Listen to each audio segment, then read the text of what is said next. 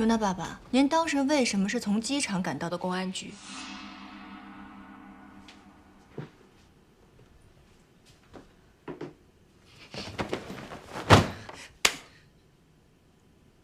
收行李干什么？尤少华，到底要干嘛？累了，扛不住了。我们两个说好的啊，娜娜高考结束之前我们谁都不搬走的。你现在走了，你让我跟娜娜怎么解释啊？你可以啊。找我毛病的时候，你从来都是张口就来，这对你来说不难。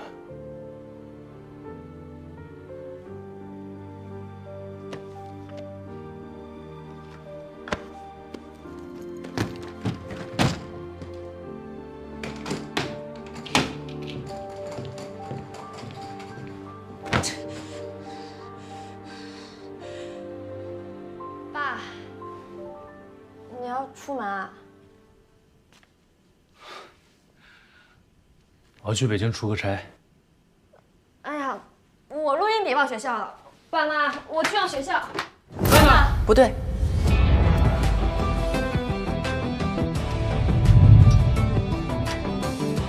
他根本就没有出去过。如果从学校回家再回学校，一般会说“我得回趟学校”，可他说的是“爸妈，我得去趟学校”。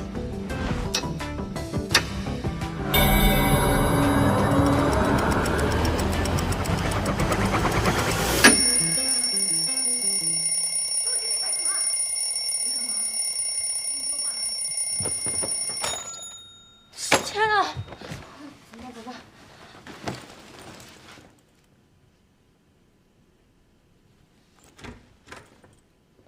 我们两个说好的，尤娜高考结束之前，我们两个人谁都不搬走的。你现在这么走了，你让我跟她怎么解释啊？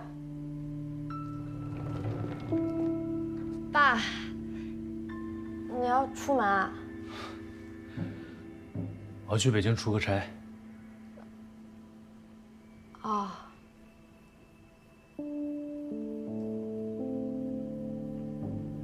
哎呀，我录音笔忘学校了，爸妈，我去趟学校。娜娜。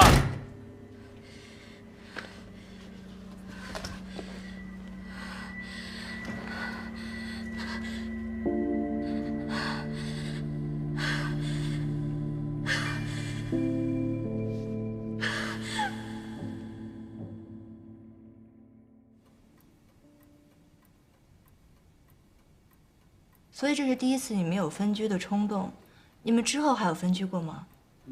我有打算，打算。就是想借出差的借口出去住几天。所以分居计划又没有成功，对吗？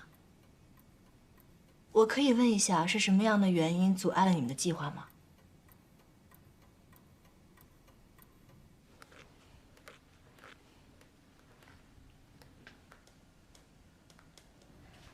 爸，你看这。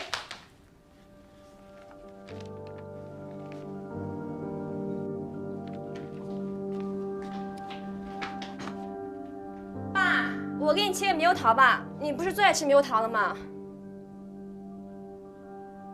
娜娜，爸爸要出差几天？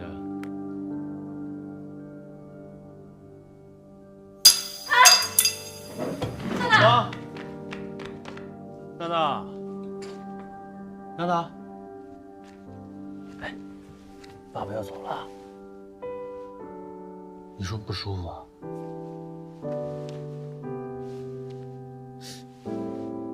哎，娜娜，娜娜。爸爸，你什么时候回来啊？疼吗，丫头？爸爸一定赶最早的一班飞机回来啊！好呀，等你啊。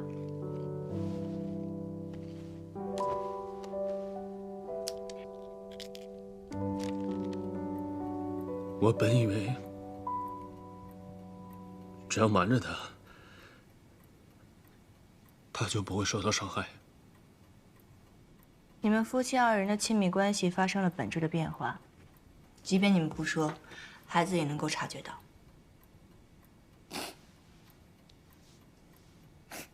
你们现在感到很自责、很愧疚，对吗？其实没关系的，高三的确是一个特殊的时间段，夫妻矛盾上升到家庭矛盾，这是一个普遍的现象。你的意思是这种情况很普遍？是的，高三是一个孩子即将离开自己的家庭而走向独立的一个过程，那么他的家庭关系就会变成只剩下父母两人相对。那如果这时父母的关系不太融洽，孩子就会担心，当自己走后，父母的关系无法维系下去。那这个时候，孩子就很容易表现出各种各样的行为问题，而这些不同表现的背后，都有同一个行为动机，那就是维系家庭关系。你是说，他是为了不让我们分开，才变成这样的？我想，在你们心里已经有了自己的答案了。剩下的时间，我们来做一个测试吧。这盒火柴里面，红色是尤娜，黄色是妈妈，蓝色是爸爸，绿色是朋友或者同事，白色是亲人。我想请二位回忆一下，在这2年当中，你们印象最深的5次争吵，起因是什么？都与谁有关？妈妈先来。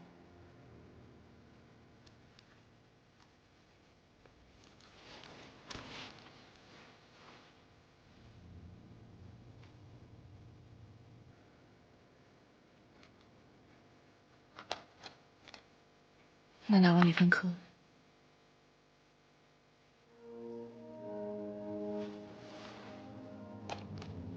那逃课去参加歌唱比赛。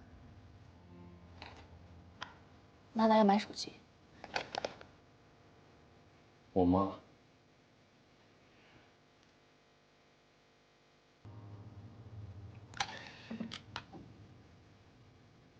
我妈偷偷给娜娜买了手机。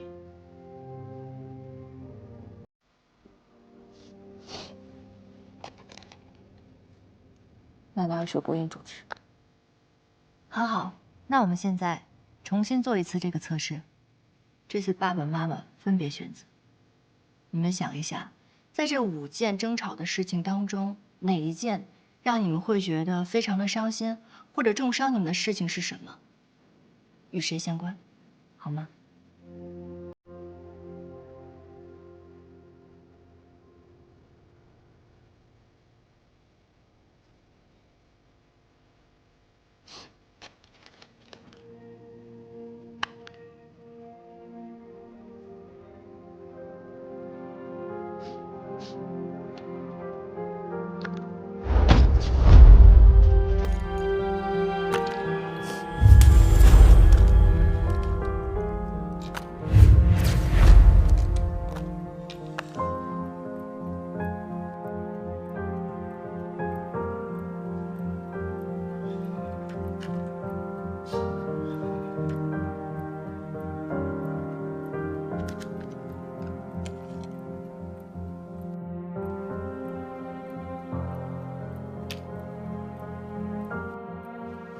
尤娜妈妈，在您提到不支持尤娜去学习艺术的原因当中，我感受到了你对爸爸的不满。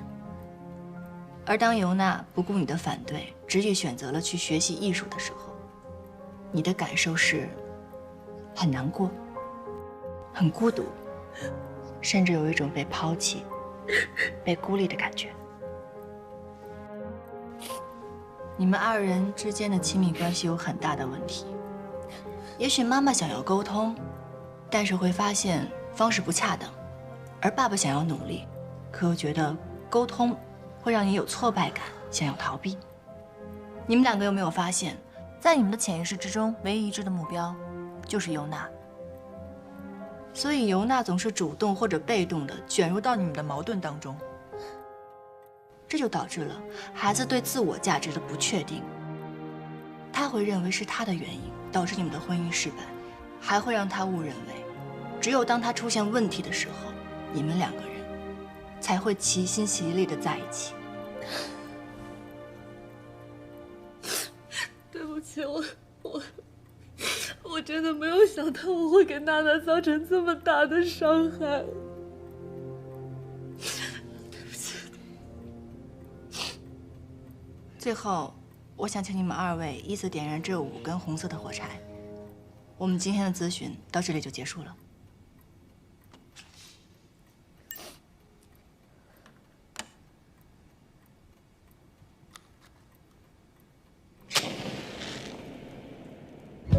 当鸟儿没有了翅膀，谁代替它飞翔？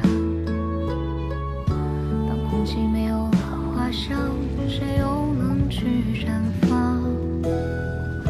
如果一定要谈梦想，需有勇气流浪。可最奢望的时光，是你们在身旁。我的眼泪。爸，我给你切个猕猴桃吧，你不是最爱吃猕猴桃的吗？娜娜，爸爸要出差几天？我的伤悲督促着我成长，和一个人如一座座火山，童年印象是最小的上扬，是小船游荡，是奖励的那颗糖，我的眼泪止不住。爸爸要去机场接人。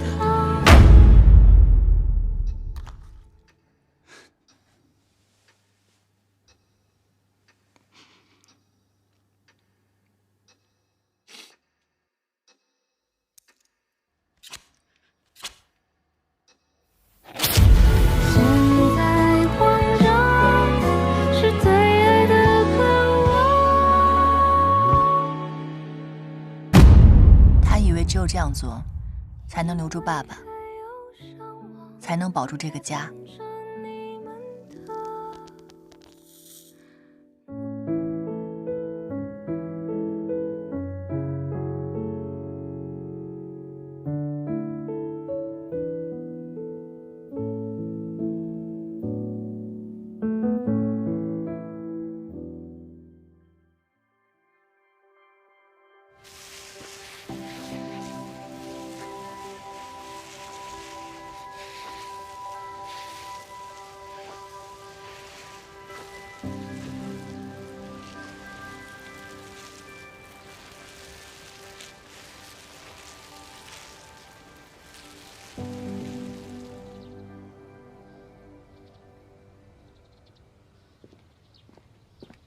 教授，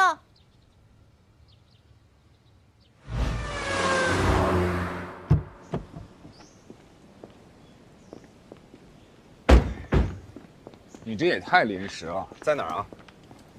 就那儿，上去吧。蛮大的嘛，就它。我看了他的手稿才知道，原来心理咨询室的配置不止一个咨询室这么简单，还有什么音乐放松室、宣泄室、心理测评室这些。我想了一下，与其让这个平台风吹日晒的，还不如给他多隔出来一个工作区域，这样的话还能作为沙盘室、团体活动室，对吧？我终于知道赫顿为什么没有男朋友了。为什么？你把男人该干的都给干了，简直是不给男人一条活路。钱老师，你以为我叫你来参观的吗？不然呢？给你留活路啊！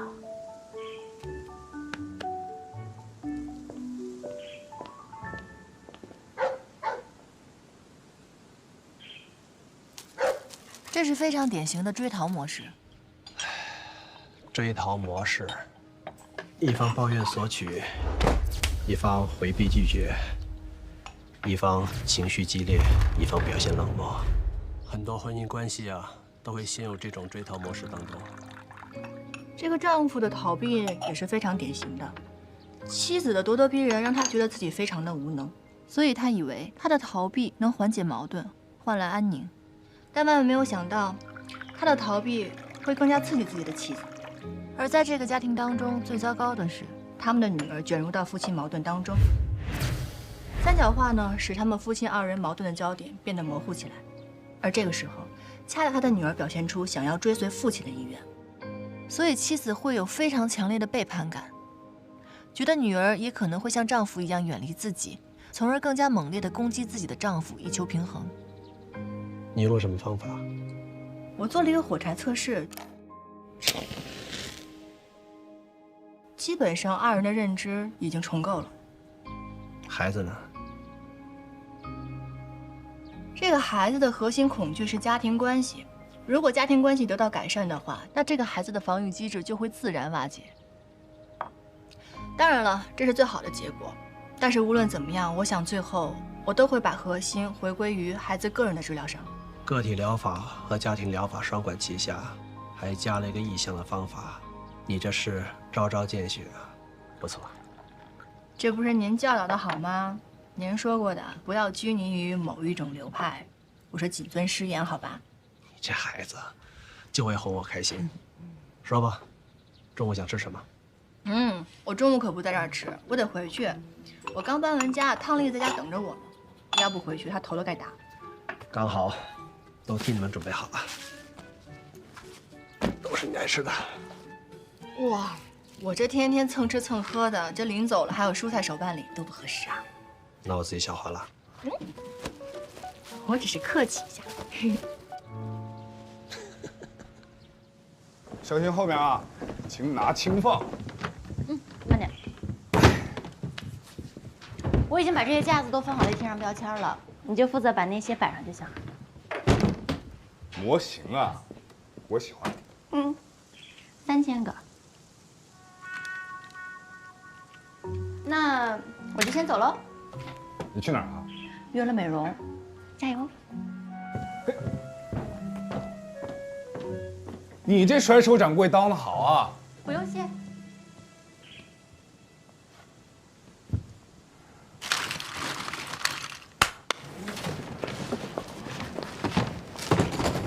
这怎么还有一车呀？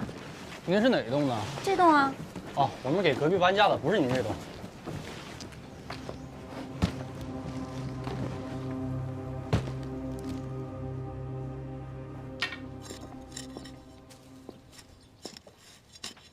你这丫头，是不是又落东西了？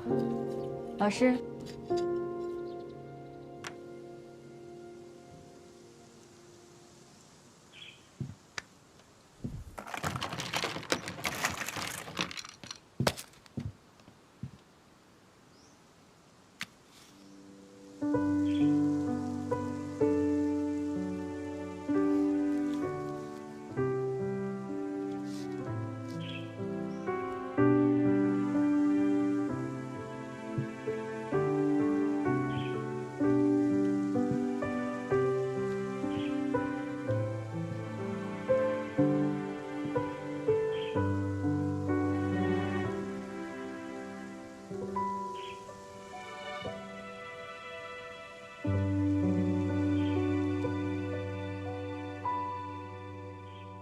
你别说啊，赫顿的工作室呢，刚步入正轨。你作为前辈，确实有很多有用的意见可以给的。您放心，这3句不离小师妹，依我看，您还是更偏心于她。干这行啊，你靠的是灵性，我担心。赫顿呢，靠的是力气，我总担心他劲儿使太足了，伤到自己。上台阶儿，你慢一点。这是要干嘛呀？来，1、2、3，抬脚。不许遮眼睛啊！我说1、2、3，1、2、3。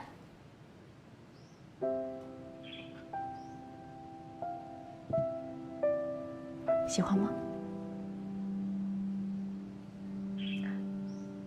怎么了？不满意啊？我是按照你图纸做的。丽丽，我不知道怎么报答你了，我只能以身相许了。你说的有点早，宝贝儿，其实是……我收回刚才那句话。你想以身相许，我还不一定同意呢。哎，他有点针对我呀。他怎么总对我专情于他？哦，缘分吧，你们俩吧。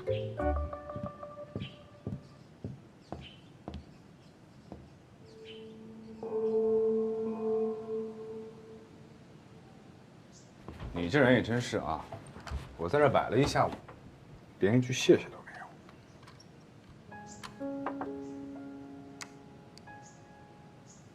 谢谢啊。其实也没什么，都是丽丽安排的，我就是打个下手。我这个人呢，不喜欢欠别人情。你之前说电台那个事情，再跟我说一遍吧。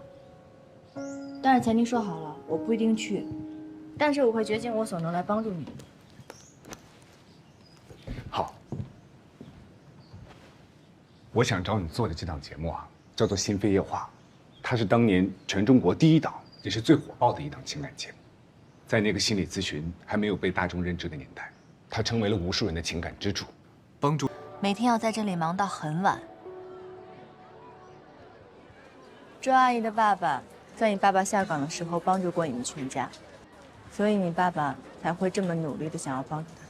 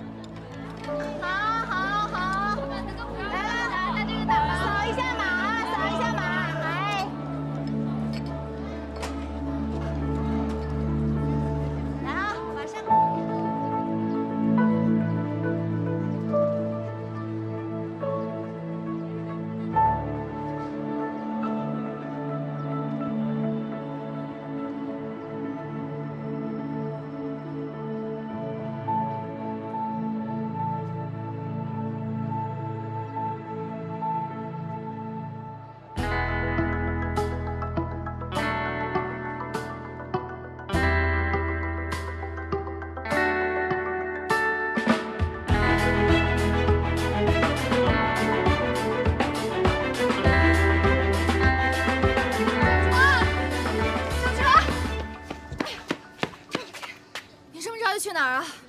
今天客人多，我去我妈烧烤摊帮忙。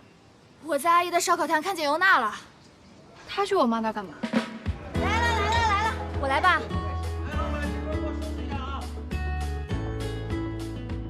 她好像是去给阿姨打下手，还挺勤快的，招了不少客人呢。听说她和爸妈的误会已经解开了。啊，这次事情之后，我们学校也开设了专业的心理咨询室。以后我们同学间再闹什么矛盾，就有人帮我们沟通疏导了。我知道他想跟你说声对不起，可能他还需要时间。拿着吧，这是尤娜让我转交给你的。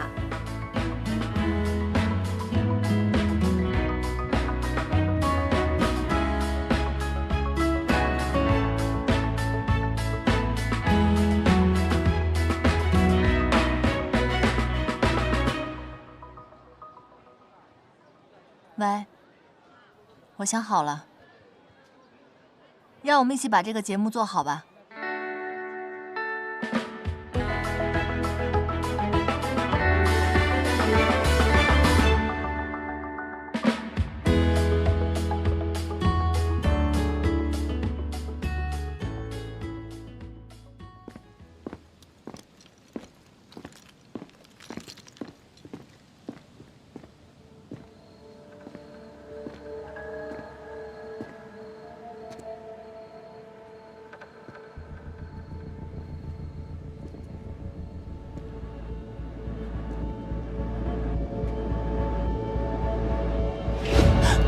不好意思啊，我想问一下，你认不认识装修队的？我刚搬到隔壁。你不是那天晚上在后盾，我找你很久了，请进。不好意思啊，刚才没戴眼镜，晚上太黑了，没认出你来。没事的。我叫叶家辉，叫我家辉就行。佳辉，你这些是？我刚搬过来，还没有来得及收拾。需要我帮忙吗？谢谢你啊。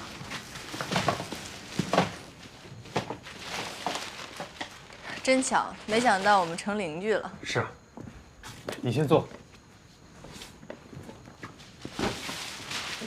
其实我找了你很久，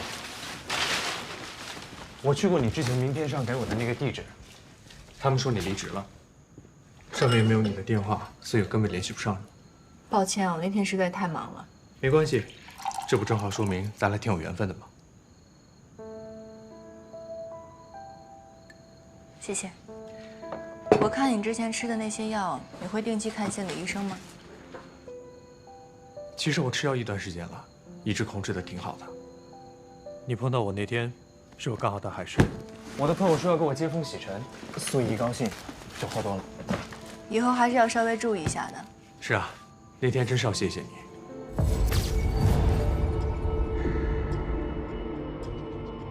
要不是你的话，就真出事儿了。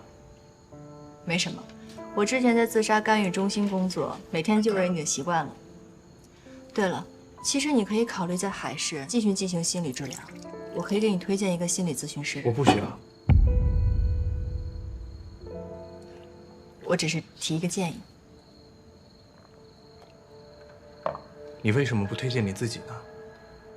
我才正式做心理咨询，但如果你需要的话，我想我可以。我不用。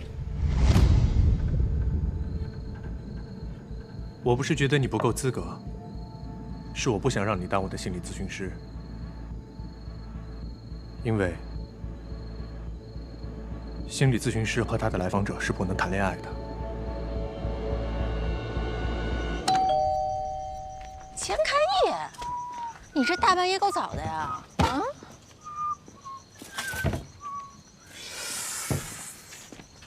答应了。真的啊？我说什么来着？一定不会让你白做苦力的。哎，米其林大餐。我觉得这件事吧，还是靠我自己的功劳。哎，我这暴脾气。丽姐，别动手，大餐肯定有啊。钱开也不差这点儿。何顿呢？给他打电话，给我挂了。办正事去了，说一会儿回来。先进去快点东西吧。谢谢啊，家辉，不用送了。钱开义，你怎么来了？家辉，这是那天在酒吧救你的另外一个人。你好，我叫叶家辉，谢谢你那天救我。区区小事，不足挂齿。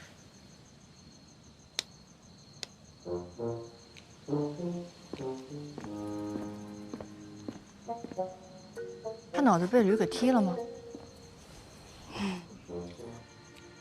不好意思啊，我进去看看他犯什么病。晚安。你好，晚安。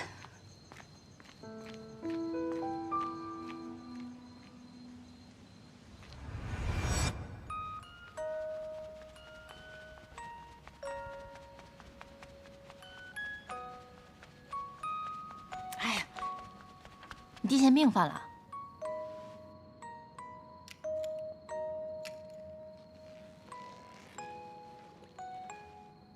个性，太个性。这桌上的装饰品啊，过于别致，会让来访者对你产生内心脆弱的刻板印象。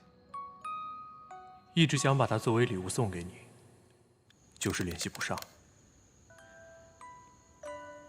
今天终于有机会把它送出去了。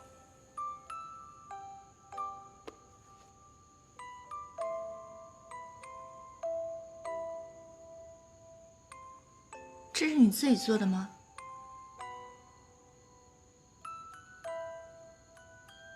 你不会觉得它幼稚吧？怎么会？我很喜欢。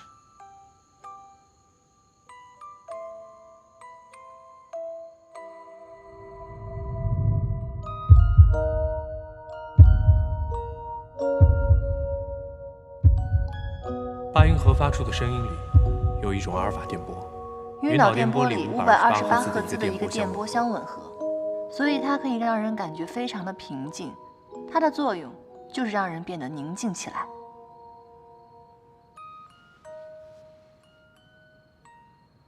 那你觉得我轻了吗？还真不巧，我这脑电波是857赫兹的。郝老师，我劝你一句啊，别听别人在那瞎忽悠。钱开义，你脑子进屎啊你！大晚上的试个印，你在这冷嘲热讽干嘛？你想干嘛？我想干嘛？你怎么不问那小人想干嘛呀？大半夜跑人家里来，你还挂我电话？哦，我知道了，你吃醋了是吧？我吃醋？我为什么吃醋啊？我吃醋了吗？那你呢？你大晚上来我家干嘛呀？我来你们家干嘛？我有正事找你啊！什么正事儿啊？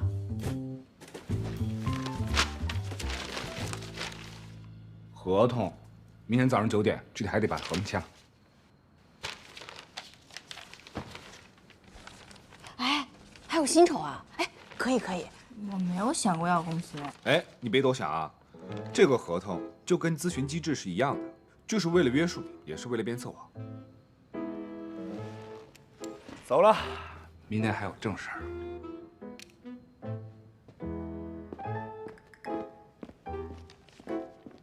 大晚上戴墨镜出去，不怕被车撞吗？他可能是怕被打。哼，老贺，我觉得你们两个吵架的时候还真有点小两口那意思。说什么呢？我说的是真的。他那么欠，我跟他像吗？像。钱财。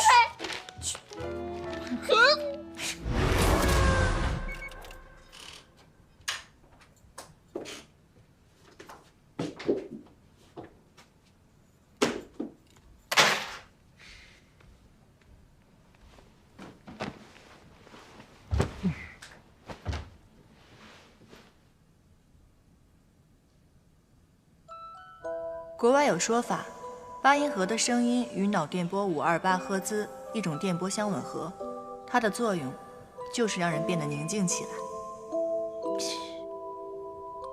破八音盒有什么了不起的？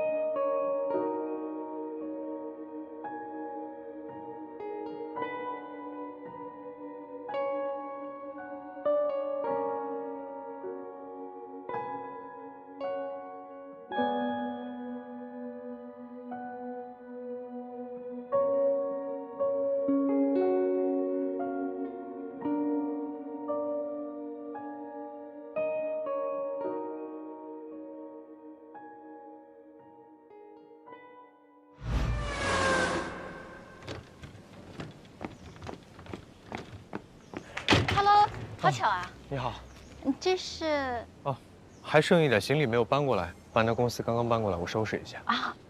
你上次那个搬家师傅蛮专业的，我还想问哪儿找的呢。啊，我是在58到家上找的。你要是有需要的话，你可以直接下载一个，随叫随到。回头我也下一个。我帮你吧。不用了，我自己来就行了。没事儿，真的不用，特别方便。我现在不用了。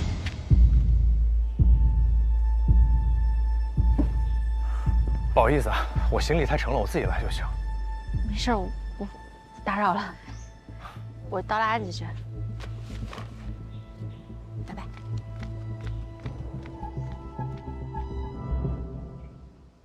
我知道，我都已经试过了。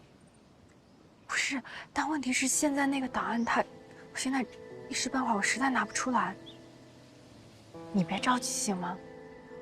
我会尽力的。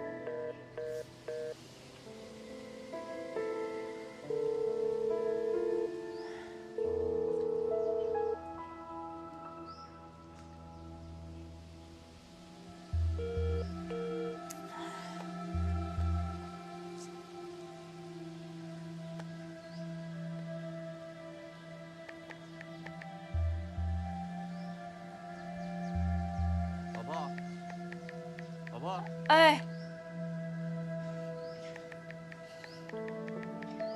老婆，哎，来了。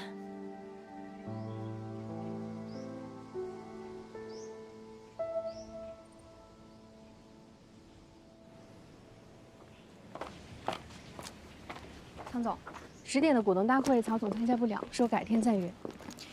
有跟进曹总的身体状况吗？他说没事儿，我就没再追问了。